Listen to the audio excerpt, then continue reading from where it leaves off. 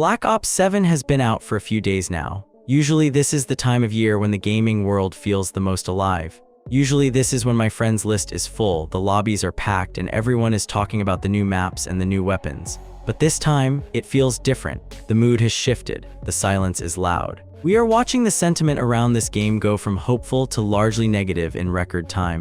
The more people play it, the more they seem to dislike it. It is actually kind of shocking to watch. The truth is, Black Ops 7 hasn't just failed to connect with the hardcore fans, it has actively pushed them away. But if you look at the bigger picture, this isn't just about one bad game. This feels like the moment where the dam finally breaks. Activision has been pushing their luck for years. They have been testing how much they can get away with. And honestly, it feels like they have become a cancer for the entire industry. Everything they're pushing onto players, from the rushed campaigns to the aggressive store bundles, has objectively gotten worse. Sure, there are a few bright spots. Maybe you gain experience a little faster in the campaign. Maybe the matchmaking feels a tiny bit better in some lobbies, but those are tiny crumbs. The majority of this franchise has gone completely off the rails. It cannot be understated how bad things are getting. With every new sequel, the quality drops and the excuses pile up. Black Ops 7 feels like the equivalent of the new Modern Warfare 3. And I don't mean the classic one we loved. I mean the reboot that everyone hated. It is hard to believe I am even saying that. It is crazy that we are at a point where Activision is just recycling names and hoping we don't notice the drop in quality.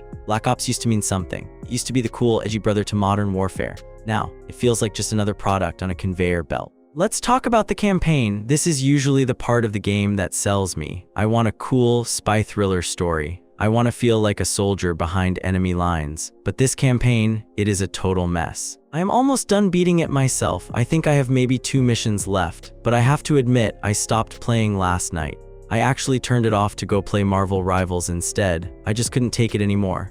I was getting so irritated by the sheer stupidity on my screen. As someone who has played almost every level, I still cannot tell you what is going on. The plot makes no sense. The characters just keep magically slipping into these fake worlds out of nowhere. It feels like the writers didn't know what kind of story they wanted to tell, so they just threw everything at the wall. Each main character has a level dedicated to their backstory, but calling it a backstory is being generous. None of it follows any logic. One minute, you are on a twisting highway running toward a burning Los Angeles. It looks like a disaster movie. The next minute, you are playing as a different character, the lady with the robot arm, and suddenly you are in Japan running through corridors shooting literal robots. It is loud, it is confusing, and it treats the player like they are stupid. The only time the game actually asks you to use your brain is when you need a door passcode, but listen to this. The character conveniently forgets the password, so now you have to stop the action and do a boring minigame to make a board light up with numbers. That is it. That is the depth of the gameplay. But you want to know what makes me the most angry? It isn't that the whole game is bad. It is that there is one small part that is actually great. There is a mission where you don't play as the main team. You play as a separate squad led by a guy named Razor. And I have to be honest with you guys, this squad is awesome. They have way more chemistry than the main heroes. They are funny. They feel like a dysfunctional family. They banter back and forth and it feels natural. Comparing Razor's team to the main team is pathetic. The main cast has zero charisma. They have no connection. They don't even feel like they know each other. But that one mission with Razor, it was infinitely better than the rest of the campaign combined. And the sad part is that mission was grounded in reality. There was no magic stuff. There was no falling through the floor into a fake dimension. It was simple. You crash a boat into a pier, you parkour up some buildings, you shoot bad guys, you blow up a giant hovercraft ship, and then you use an EMP to knock out the power. That is it. That is all we wanted. If the entire campaign was like that one mission, maybe this game wouldn't be getting roasted online. But unfortunately, that was just a tease. As soon as that mission ends, it is back to the stupid shenanigans. It just proves that AAA gaming companies don't care about making a cohesive experience anymore. They just want to fill time. Now, a bad story is one thing. We are used to bad stories, but something much more serious is happening right now. Players are starting to realize that this game isn't just lazy, it is deceptive. There is a massive report going around that Black Ops 7 uses AI-generated assets. We are talking about art, backgrounds, and textures that were made by a computer, not a human artist. This has united the internet against a common enemy. Everyone is hating on this game, and for once, I think it is justified. Players are looking at the posters on the walls in the game, the calling cards, and the menus, and they are seeing the obvious signs of AI generation.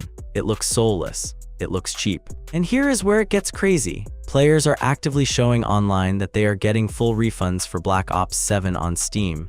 Now, if you know Steam, you know they are usually strict. If you play for more than 2 hours, you usually can't get your money back. But people are bypassing that rule. Why? Because they are telling Valve that the game uses AI content that wasn't disclosed, and Valve is agreeing with them. I have seen the receipts. A YouTuber named Bricky posted his refund confirmation. He told Valve that the game utilized AI-generated options that were not present in the marketing.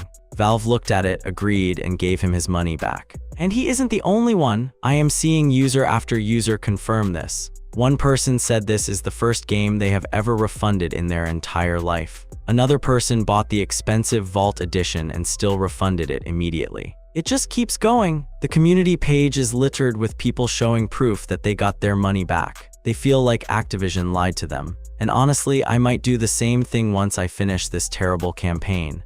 I wasn't aware the game was going to use AI to this level either. When a large majority of the content just feels repurposed, repackaged, and reheated, it makes me believe this game is nothing but a pit stop for Activision. They genuinely don't care about this series anymore. They just want your money and they want to spend as little as possible to get it. It also makes me wonder about the timing. Why did they release another Black Ops game so quickly? The only reason is money. They need to keep the machine running. They probably thought that history would repeat itself. After all, Black Ops 6 was the biggest launch in history. They thought they could just ride that wave forever. But they forgot one thing: you can only trick the audience so many times before they catch on.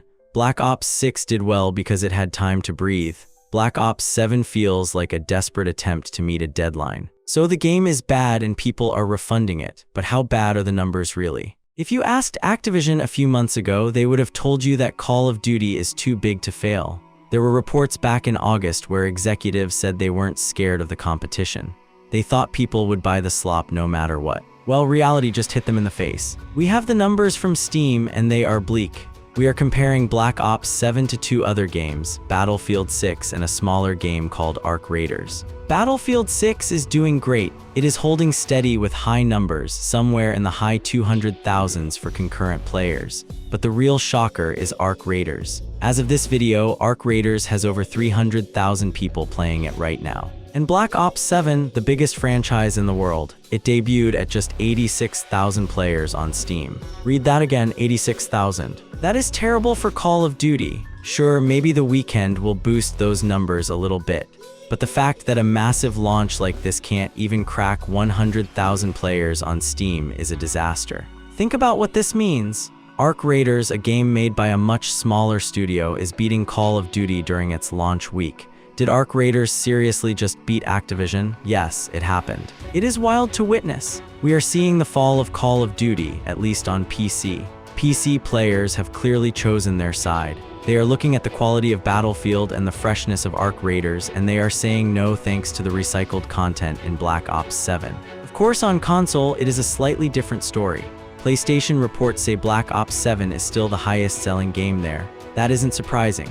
The casual audience on console will buy anything with the Call of Duty logo on it, but the PC market is usually the trendsetter. If the PC players are leaving, the console players eventually follow. What makes this even sadder is that the developers saw this coming. They knew franchise fatigue was real. There was a very candid interview back in September with a senior developer named Yale Miller. He was asked if he was worried about people getting tired of Call of Duty, and he didn't even try to hide it. He said, "I think the honest answer is yes, I worry about that." He admitted that releasing two games back-to-back, Modern Warfare 3 and now this, was a risk. He said, "We would all be lying if we said we weren't worried about that." So they knew that releasing another mediocre game so soon after the last disaster was a bad idea, but they did it anyway.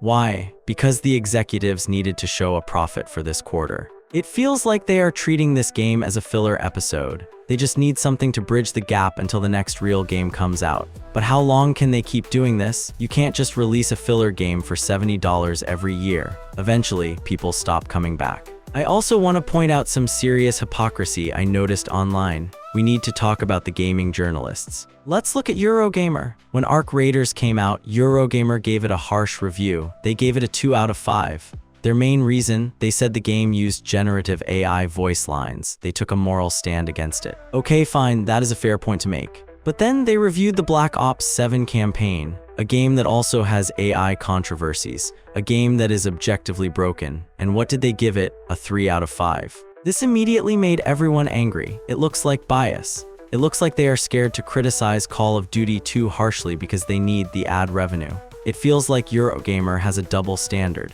Smaller studios get punished for using AI, but the big billion-dollar companies get a pass. It shows a lack of integrity, but honestly, are we surprised? Not really.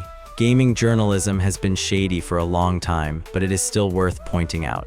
At the end of the day, Black Ops 7 proves that Activision does not care. They are trying to normalize the use of AI to cut costs. They are trying to normalize releasing unfinished games, and they are hoping we are too stupid to notice. But the numbers show that we are noticing. Look at the old Call of Duty clips. Look at the clip of Mason and Riznov in the original Black Ops. Look at the emotion. Look at the acting. That was art. That was passion. Now compare that to what we have today. Summoning machetes from the sky, skins that look like cartoons, a story that makes no sense. We deserve better. Black Ops fans deserve better. We all deserve better than this. I am glad to see people boycotting the game. I am glad to see people refunding it. It is just like Mike Ibarra, the ex-CEO of Activision, said.